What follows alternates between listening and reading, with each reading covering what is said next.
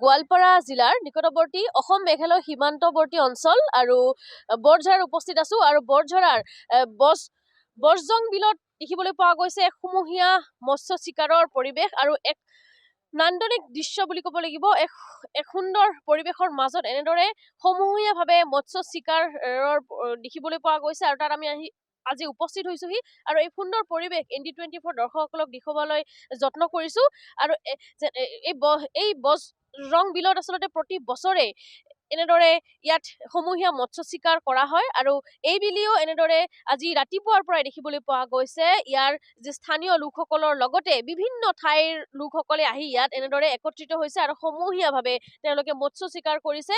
কেৱল অসমৰে নহয় মেঘালয়ৰ পৰাও আহিছে আৰু এনেদৰে এতিয়া সমূহীয়াভাৱে মৎস্য চিকাৰ কৰা পৰিলক্ষিত হৈছে আৰু এক সুন্দৰ পৰিৱেশৰ মাজত এনেদৰে সকলোৱে মৎস্য চিকাৰ কৰা পৰিলক্ষিত হৈছে।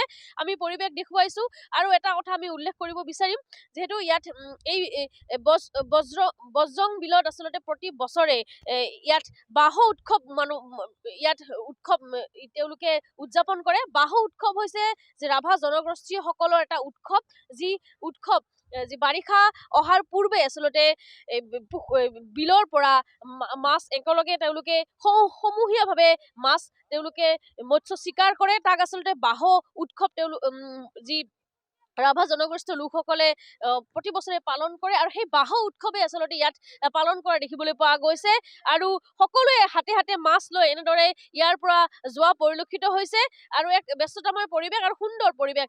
লগত লোক আছে, কথা পাতিবলৈ যত্ন কৰিম। মাছ পাইছে দাদা? পাইছো। কি মাছ পাইছে? গোৱালি। মাছটো দেখুৱাব নেকি এবাৰ? কিমান ডাঙৰ মাছটো? 3 কিলো মান হয় সপনে। 3 কিলো মান হ'ব। এই মাছটো বোৱাৰী মাছ তেখেতে পাইছে। ক'ৰ পৰা আহিছে দাদা আপুনি? মেঘালয়। মেঘালয়ৰ পৰা আহিছে। থাপা। বছৰে আহে? প্ৰতি বছৰে আহে। এইবাৰো আহিছে? এইবাৰো আহিছে। ভালেই লাগিছে। কেইটা বজাত নামিছিল? এতে 7টা বজাত নামিছো। 7টা বজাত নামিছে। অকল বোৱাৰী পাইছে? আৰু কি পাইছে? আৰু বলেগলে পাইছে ৰি। অকল বোৱাৰী পাইছে? সব মিলে 5টা হয়। 5টা বোৱাৰী মাছ পাইছে। 5টা। সুন্দৰ। এনেদৰে আচলতে পৰিৱেশ দেখুৱাব যত্ন কৰিছো।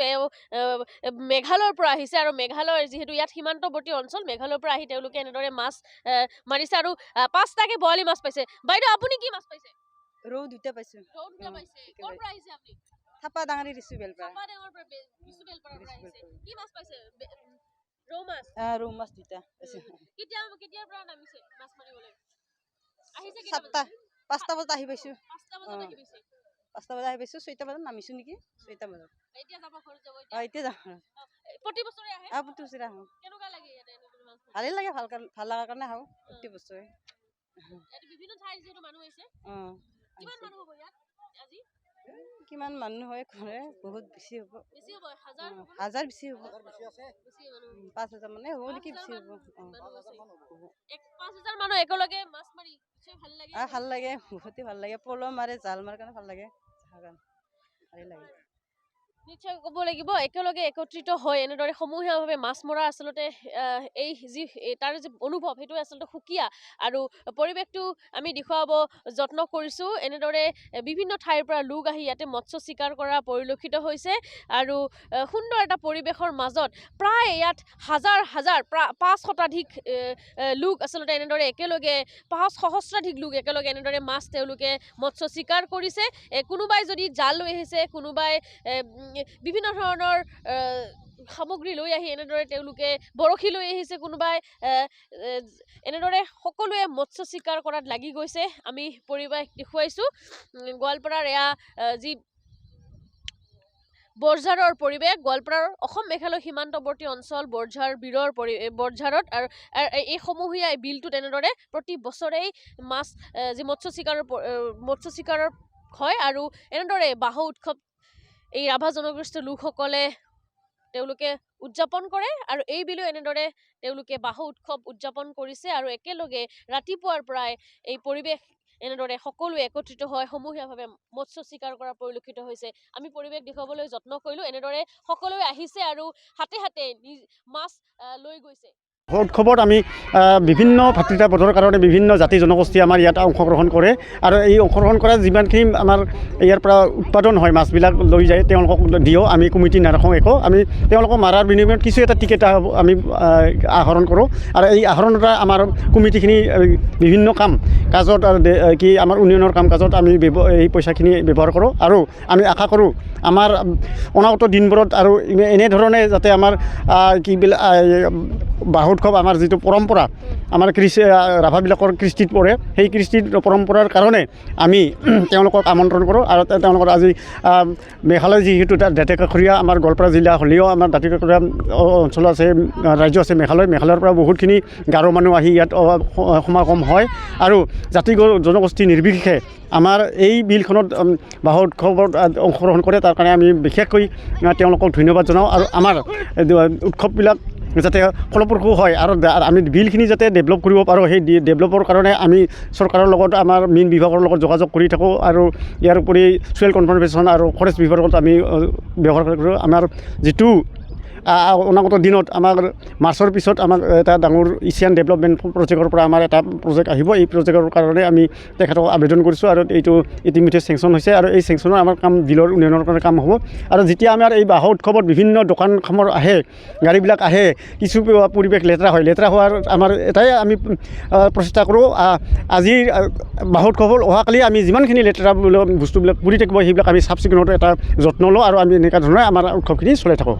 ঠিক এনেকুৱা টাইমতে তাৰমানে উইণ্টাৰ গুচি যোৱাৰ এইফালে মানে গৰম আৰম্ভণি আৰু ঠাণ্ডাৰ প্ৰায় সামৰণি, ঠিক এনেকুৱা ভাগতে ফেব্ৰুৱাৰী বা মাৰ্চৰ ভাগত আমি প্ৰত্যেক বছৰে বাহু উৎসৱ উদযাপন কৰি আহিছোঁ আৰু আমাৰ এই বৰজং বিল উন্নয়ন পৰিচালনা সমিতিয়ে এনেকুৱা নান্দনিক দৃশ্য প্ৰত্যেক বছৰে উপভোগ কৰিবলৈ বৰ আগ্ৰহে ৰৈ থাকে।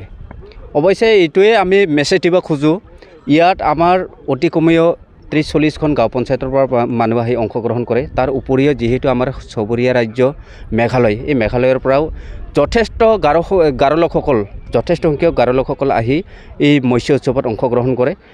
ইয়াৰ এটাই আমাৰ উদ্দেশ্য, এই অঞ্চলৰ যিমান লোক আছে ইয়াতে আমাৰ বিভিন্ন জাতি ধৰ্মৰ লোক আহি এইপিনে গাৰোই হওক, মুছলিমেই হওক বা হিন্দু, খ্ৰীষ্টান, জৈন সকলোৱে আমি অংশগ্ৰহণ কৰাৰ এটা মানে সুবিধা দিওঁ আৰু ইয়াৰ কাৰণটো হৈছে আমাৰ অঞ্চলৰ মানে বিভিন্ন জাতি গোষ্ঠীৰ লগত আমাৰ এটা ভাতৃত্ব ৰক্ষাৰ লগতে এই যে মৎস্য চিকাৰটো যে আমাৰ পূৰ্বপুৰুষৰ পৰা চলি আহিছে আৰু এইটো যে আমাৰ এটা মানে পৰম্পৰা বা সংস্কৃতিৰ ভিতৰত পৰে, সেইটোকে আমি ইয়াতে মানে উত্থাপন বা সূচাব বিচাৰোঁ আৰু সেই উদ্দেশ্যে আমি প্ৰত্যেক বছৰত এবাৰকৈ মৎস্য চিকাৰ উৎসৱটো পালন কৰোঁ।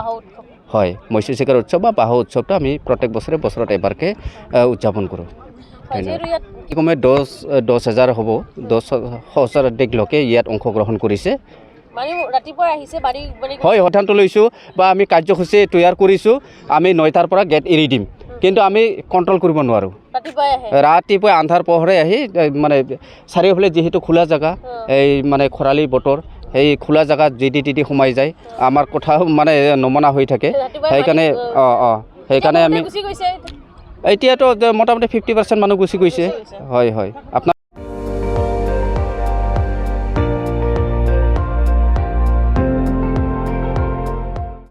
আপুনি চাই আছে ND24, সৰ্বশ্ৰেষ্ঠ নহয় সৰ্বোত্তমৰ দৌৰত।